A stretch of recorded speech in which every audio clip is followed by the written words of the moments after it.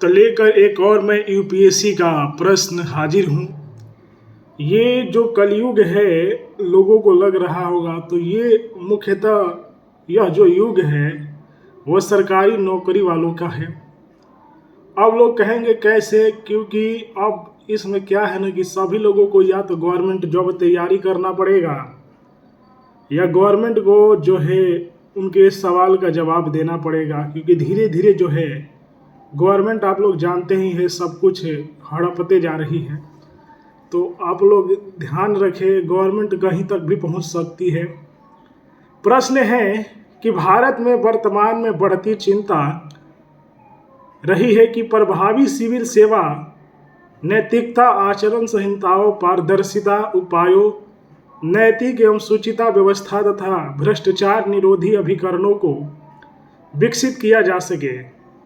इस परिप्रेक्ष्य में 3 विशिष्ट क्षेत्रों पर ध्यान देने की आवश्यकता को महसूस किया जा रहा है, जो सिविल सेवाओं में शुचिता और नैतिकता को आत्मसात करने हेतु प्रत्यक्ष रूप से प्रासंगिक है। ये क्षेत्र निम्नलिखित है।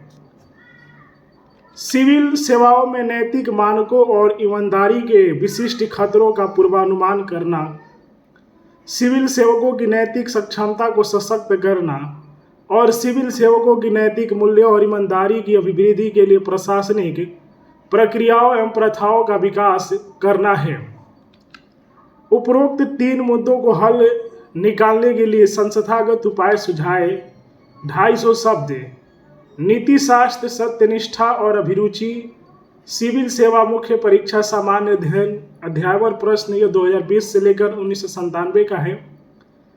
Credit and thanks Arihant publication India limited को देंगे। अब उनके द्वारा देखेंगे कि किस तरह अरिहंट पब्लिकेशन ने व्याख्या किए हैं, क्योंकि जो व्याख्या किए हैं उनको भी क्रेडिट एंड थैंक्स देना ये यूट्यूब और फेसबुक का रूल है। तो व्याख्या में लिखेंगे कि नागरिक, व्यापारी, नेता और नागरिक समाज सरकार और सरकार की एजेंसियों से नैतिकता और अखंडता के उच्च मानकों की अपेक्षा करते हैं। इसलिए इन अपेक्षाओं को देखते हुए सिविल सेवकों की नैतिक क्षमता को मजबूत करने, सुरक्षा मानकों को बढ़ावा देने और नागरिक सेवाओं में अखंडता को बढ़ावा देने की आवश्यकता है। नागरिक सेवाओं में नैतिक मानकों और अखंडता के लिए विशिष्ट खतरों के पूर्वानुमान के लिए संस्थागत उपाय इस प्रकार है। सिविल सेवकों को अपने आधिकारिक निर्णयों के लिए कारण बताने वाले कानून लागू करने की आवश्यकता है। प्रबंधन दृष्टिकोण जो सार्वजनिक अधिकारियों और सिविल सेवकों की ईमानदारी से अपनाने के साथ भ्रष्ट और अनैतिक प्रथाओं से निपटने के लिए प्रोत्साहित करता है। अधिकारियों द्वारा किए गए गलत कार्यों के उचित सार्वजनिक हित की सुरक्षा के लिए संरक्षण कानून को सख्ती से लागू करने की आवश्यकता है। वित्तीय प्रबंधन, निविदा, भर्ती और पदोन्नति, बर्खास्तगी और अनुशासन की अखंडता के लिए जोखिम की पहचान करने के लिए नैतिक ऑडिट करने की आवश्यकता है। सिविल सेवकों की नैतिक क्षमता को मजबूत करने के उपाय।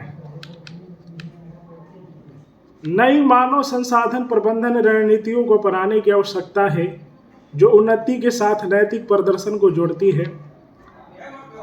आचार संहिता, नैतिक प्रबंधन सिद्धांतों के अनुप्रयोग, अधिकारी के सत्ता के उचित उपयोग और व्यावसायिक जिम्मेदारी की आवश्यकताओं के संदर्भ में प्रशिक्षण और विकास दिया जाना चाहिए।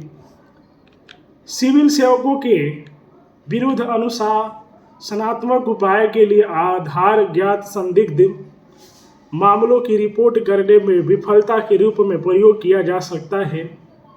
प्रशासनिक प्रक्रियाओं और प्रथाओं को विकसित करने के लिए संस्थागत उपाय और जो नागरिक सेवाओं में नैतिक मूल्यों और अखंडता को बढ़ावा देते हैं इस प्रकार है।